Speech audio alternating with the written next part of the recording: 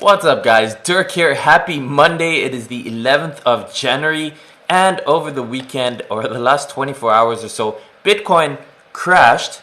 It was actually a significant pullback. It went from about $42,000 to as low as in the 32,000, so a $10,000 drop in a very short period of time. So as you know, I made the video on Friday, when it was trading at 41,000. Is it time to take profits? Well, in hindsight, that was actually a good warning video. So what I want to talk about in this video is this dip and why, in my opinion, you shouldn't be scared of it, and why it is actually a buying opportunity for the longer term. So we're going to look at some charts. We're going to stay rational. We're not going to react to what the markets does, because that is the easiest way to get wrecked and to lose your money. Okay, if you FOMO in after a market has pumped hundreds of percents and you panic sell after it dumps, you're going to end up buying the top, selling the lows, and you're better off just, throwing your money in the toilet. That's basically how it works. So you want to stay logical. You want to have a plan. You want to understand how the markets work.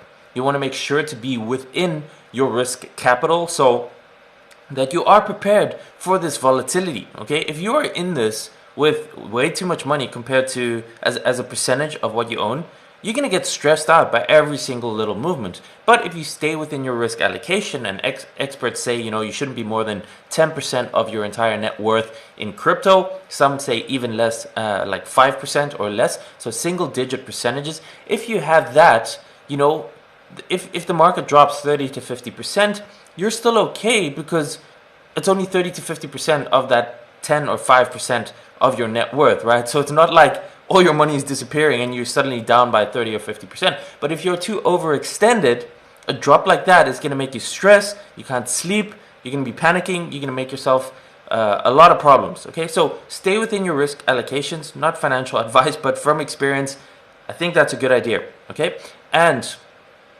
other than that, you got to understand this volatility, how the market works.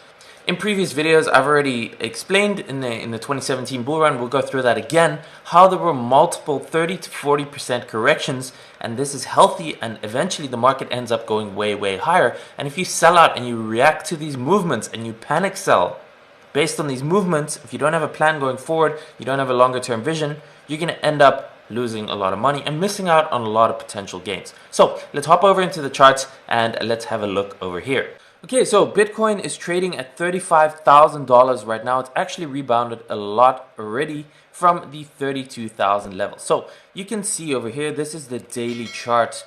Bitcoin went from almost 42,000, right? We can call it 42, call it an even 42, to almost 32. And it did this literally in 3 days. It did it over the weekend, right? So last weekend, you can see over here, what was last weekend? Let's see.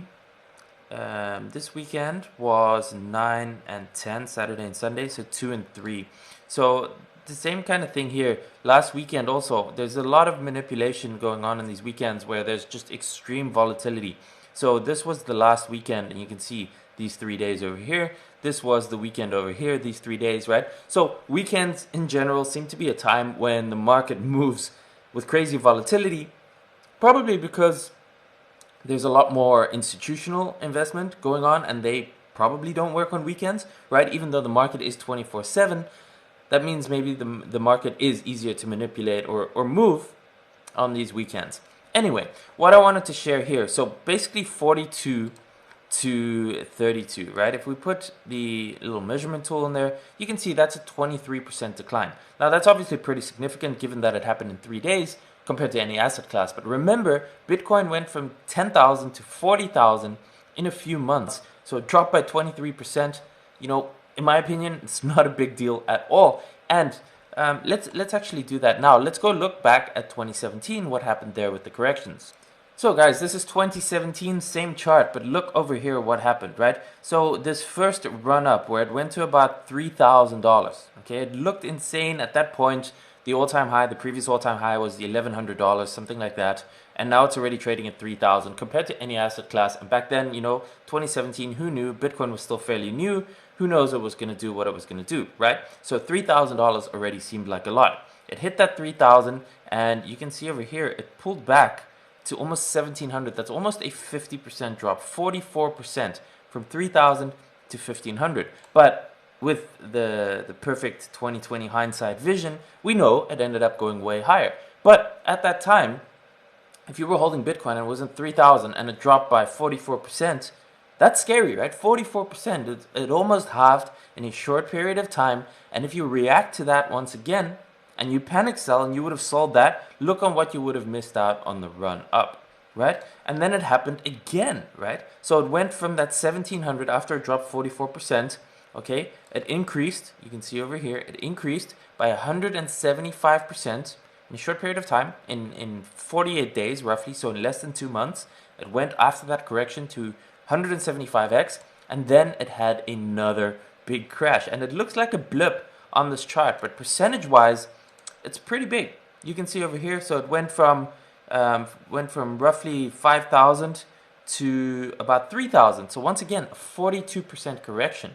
Now, that's huge again at the time. So we had a rise to 3,000, dropped to 1,700, right? That already seemed crazy. Then we went up to 5,000, which seems amazing, and then it dropped to 3,000 again. So again, because we don't know what was going to happen, right? We didn't know it was going to go to 20K. So the first time you had a run to 3K and it dropped, and then it went even higher, and then it dropped again. A lot of people will be thinking, well, that's the second time it happened. I think it's time to get out. And once again, if you would have sold those lows, right, you would have missed out. If you sold at 3,000 at the very low, at the panic low, you would have missed out on the run to 20K.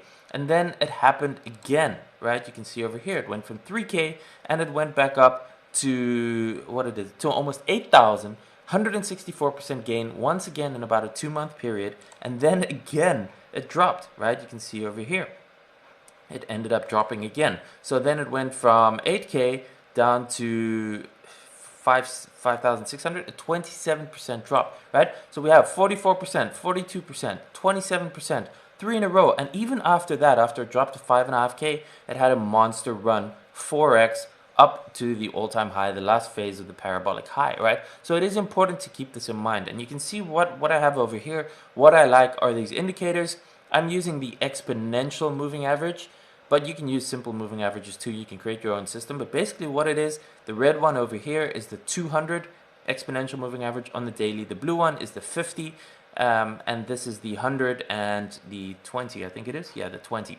So you can see over here, and this is good to keep an eye on, because you can see during the whole bull run over here, it did not drop below the 200 exponential moving average. On this point, it touched it, and since then it stayed above it. And as the trend continues to accelerate, it tends to stay above the 50 exponential moving average. You can see over here, it dipped down, right? It dipped down, acted as support. But here, the 50 acted as support, and it did not go below that, right? And here, all this way up in the parabolic highs, it stayed above the 50. So that is a pretty easy tool. Very simple. It's available on pretty much every chart that you can use to help you feel more comfortable in knowing whether or not the trend is still bullish or not. You can see over here, once it starts going below these averages, well, then things change. So while we're on the topic of averages, going back to the price action right now, you can see the 200 exponential moving average is currently at 16,800. So even if it were to pull back to this moving average, it would still technically be in a bull market.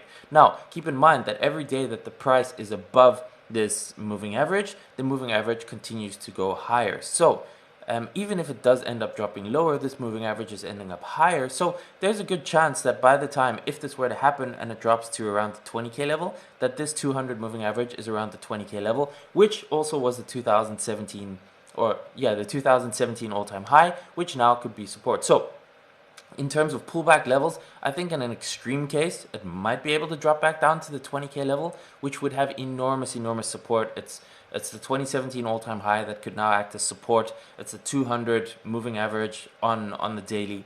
You know, so as a maximum kind of line in the sand for the bull market, I would say 20K.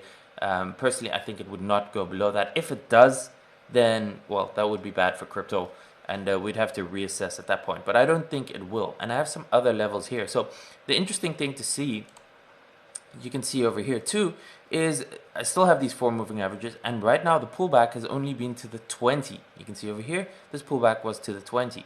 You can see the 20 acts. So the stronger the trend, the shorter time frame and moving averages, tend to act as support, right? And then deeper pullback, it becomes the next one, the 50, and then on deeper pullback, the 100, and then on a maximum pullback, the 200, right? But you can see over here, we are still above the 50, and right now, this 50 is sitting at about $26,000. It is also still increasing every day that the price is above the 50, right? So as this continues, even if it takes a few more days, this 50 continues to rise, and we might have this sitting somewhere at $27,000, $28,000. So a further pullback, yes, it is still possible. It is still possible that it would go to maybe 28,000, 27,000, and see what happens at that 50 support. Okay, I'm thinking it's probably not going to go below that 50 as a support on the pullback, but it is possible. Like I said, worst case, an extreme sell-off if some event happens. Who knows? There's a lot of craziness happening in the world right now, so political events and stuff could also,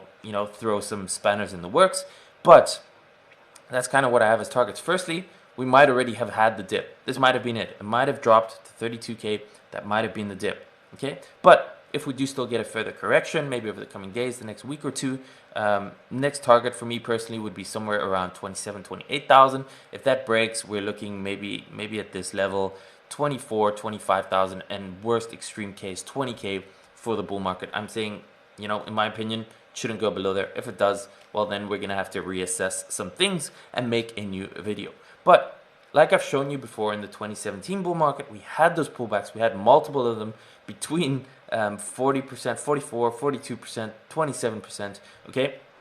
As I showed you earlier already, this has been so far a 23% pullback. Now, if what is happening in the world is really true and there's institutions just buying billions and billions and billions at a time, there is all that buying pressure, there's increased adoptions, exchanges seem to be going nuts, overloaded with new signups and support requests of retail FOMO. I'll make a video on that tomorrow about the retail FOMO that's starting. It's definitely starting to look like more and more people are starting to get interested into crypto. So if that buying pressure is there, then the dips are probably not going to be as big as we saw them in 2017 with those 44% drops, right? We might only be seeing 20-something% drops this time around. Now, we could get a 40% drop, yes. Would be kind of crazy. 40% would put us at, it would put us about 25K. It is a possibility, right? But there is also a real possibility that maybe this time it was a 23% drop. Let's see what happens over the coming days.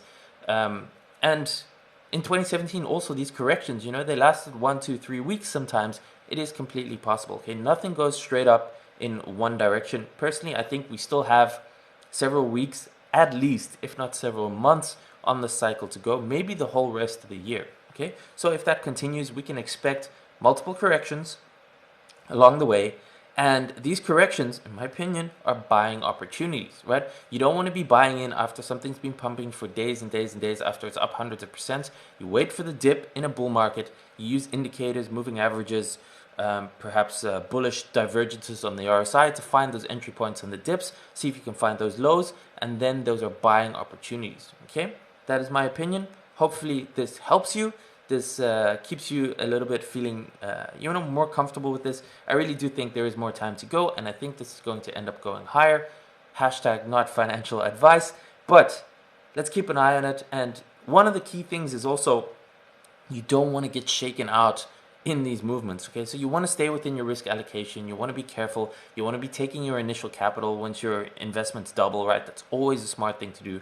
Maybe you want to take some profits off the table. But like you saw what I showed you in the 2017 rallies, right? If you get shaken out in those early stages of the bull market and you miss that huge parabolic run up, you're going to be kicking yourself, right? So it's a balance of fear and greed. You want to stay logical. You want to look at the cycles. You want to look at the previous patterns and keep all of that together. So make sure that you subscribe to the channel if you haven't done so already. I'm going to be updating you all the way through the year with my thoughts on the charts, on where we are in the cycles and things like that. And the best way to do that is to be subscribed to the channel, click the notification bell. Please turn the like button blue. It helps the video go out to more people. Leave a comment with your thoughts. What do you think? How deep is this correction going to go? How high are we going to go after this correction? And so on and so forth. I'll answer all your comments personally. And for the rest, have an awesome day, and I will see you in the next video. Peace.